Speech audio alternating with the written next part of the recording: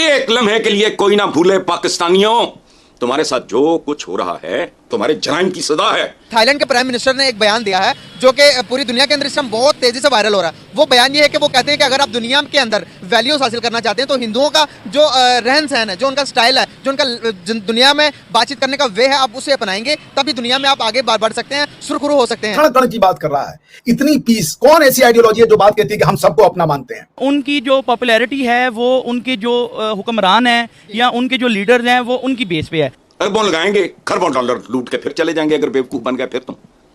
होश करो। और आज जो इंडिया है, आज जिस तरह से चीजें चल रही हैं, they are quite different. Civil देख लें, जो भी इदारा देखें, वो हमसे बहुत आगे हैं। चीनी हुकूमत जो है वो मसाजिद खत्म करने में मसरूफ है। ये एक ह्यूमन राइट्स वॉच ने एक रिपोर्ट जारी की है। हिंदू मजहब को आए हुए तकरीबन 200 300 400 साल हुए, इस्लाम को आए हुए ठीक है, जितने नहीं आप देखें, आप हिस्ट्री थोड़ा सा अगर जाने, ठीक है, तो सबसे पुराना जो मजहब है शायद ये हिंदुइज्म ही सबसे पुराना मजहब है। सामा शांति रेडी ओम शांति शांति शांति, क्या मतलब है?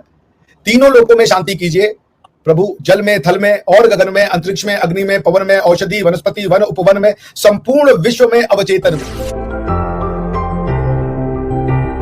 थाईलैंड के प्राइम मिनिस्टर ने एक बयान दिया है जो कि पूरी दुनिया के अंदर इस समय बहुत तेजी से वायरल हो रहा है। वो बयान ये है कि वो कहते हैं कि अगर आप दुनिया के अंदर वैल्यूज हासिल करना चाहते हैं तो हिंदुओं का जो रहन सहन है, जो उनका स्टाइल है, जो उनका दुनिया में बातचीत करने का वे है, आप उसे अपनाएंगे तभी दुनिया में आप आगे बढ़ सकते हैं, सुरखुरु हो सकते हैं। क्या कहना चाहेंगे?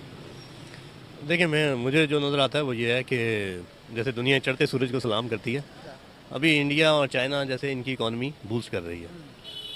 तो अब इस तरह के ममालिक जो छोटे हैं वो ज़रा अपनी को अट्रैक्शन के लिए भी ये कर सकते हैं। तो वैल्यूज़ हम 1000 साल तक उनके साथ रहे हैं, हमें पता है। बल्कि मैं खुद राजपूत हूँ, किसी वक्त हमारे भी बड़े हिंदू थे। तो ये चीज़ें हैं कि असल में जब जो मुल्क ऊपर जा रहा है, जिसकी इकॉनमी बूस्ट कर रही होती है, तो लोग हमारी भी होती है तवज्जो कि हम लोग भी जाएं। जी, अमेरिका ऊपर जा रहा है तो हम वहाँ के वीज़े लें, ठीक है। तो ये है, मतलब कि चढ़ते सूरज को सलाम है, वैल्यू को सलाम है। जो नज़र आ रहा है वो यही है कि उनके कोई फाइनेंशियल मामलात होंगे इंडिया के साथ, इस वजह से शायद उन्होंने बयान दिया हो। तो वक्त की वैल्यूज चेंज होगी, वक्त की जो थिंकिंग थी वो चेंज होगी हर चीज़ को लेके। अब दुनिया का जो सबसे बड़ा मजहब हो चुका वो पैसा हो चुका, वो वेल्थ हो चुकी है। अगर एक टाइम था कि वेल्थ के लिहाज से अगर हम बात करें तो हम ठीक ठाक थे, नॉर्मल थे। अगर 80s में जाएंगे, 90s में जाएंगे, नॉर्मल चल रहे थे हमने 90s के अंदर हमने एटॉमिक पावर भी बन गए। एटॉमिक पावर बनने से मिडिल ईस्ट हमारी तरफ बहुत ज़्यादा अट्रैक्ट हुआ, दुनिया हमारी तरफ बहुत अट्रैक्ट हुई। पाकिस्तान की कोई वैल्यू थी दुनिया में, आज हम अपनी वैल्यूज़ को तब्दील ना कर पाए, हम अपने माइंडसेट को चेंज ना कर पाए, हम फाइनेंशियल मतलब इंडिपेंडेंट की तरफ नहीं जा पाए। आज दुनिया हमें नहीं पूछती। दुनिया को क्या वजूहत है? मिडिल ईस्ट ने भी हमें छोड़ दिया। क्या वजूहत है कि इंडिया की वाहवाही होती है हर तरफ, उन्हें पूजा जाता है, उन्हें बुलाया जाता है, उनके प्राइम मिनिस्टर को रेड कारपेट के अंदर बुलाया जाता है। जब किसी भी मुल्क में जाते हैं तो 15 दिन पहले एहतमाम शुरू होते हैं। दूसरे नंबर पर उनके प्राइम मिनिस्टर खुद आते हैं उनका इस्तकबाल करने के लिए। हमें ये वैल्यूज़ क्यों नहीं मिलती? मुझे जो नज़र आता है वो ये है कि पाकिस्तान में क्वालिटी ऑफ एजुकेशन जो है उसकी कमी है। अब उसका कारण है कि जब आपकी लीडरशिप का जो इनर इंस्टिंक्ट है या जो उसका इंटेंट है, अगर वो प्योर है, वो पायस है, तो वो फिर लोगों को इन्फ्लुएंस करता है। वो आपके कट्टर दुश्मनों को भी इन्फ्लुएंस करता है। आप अगर बातें समझा रहे हैं तो लोग समझते हैं, और मोदी जी ने यही किया। मोदी जी की पर्सनालिटी कोई ऑर्डिनरी पर्सनालिटी तो मैं नहीं मानता। Modi ji is a gifted leader यार, ये सच बात है। वो सिर्फ अब इंडिया के लीडर तो रहे नहीं, is not a prime minister of the India, is basically prime minister of world, if I may say so. और वो बात को कम्युनिकेट करने में बहुत हद तक सफल हुए। तो this is the positive thing about prime minister Modi. और वो एक के बाद एक अपने दुश्मनों को जीतते चले जा रहे हैं। 2024 का इलेक्शन राउंड द कॉर्नर है, बिकॉज मार्च में तो मेरे ख्याल से वोटिंग शुरू हो जानी चाहिए। नवंबर में भी जी खत्म हो चुका है, बचा दिसंबर, जनवरी और फरवरी, 3 महीने का खेल बचा है।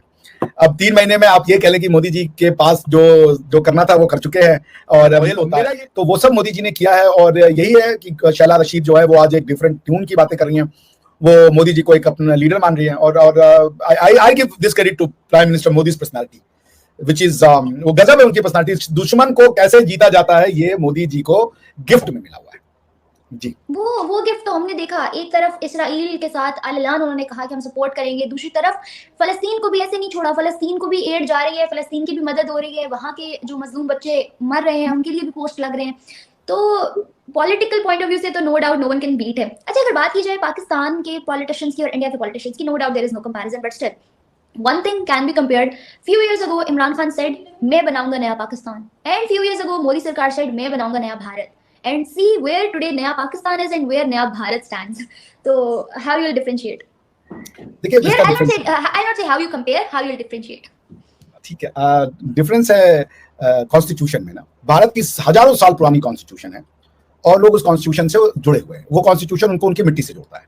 पाकिस्तान का कॉन्स्टिट्यूशन उनको उनकी मिट्टी से काटता है।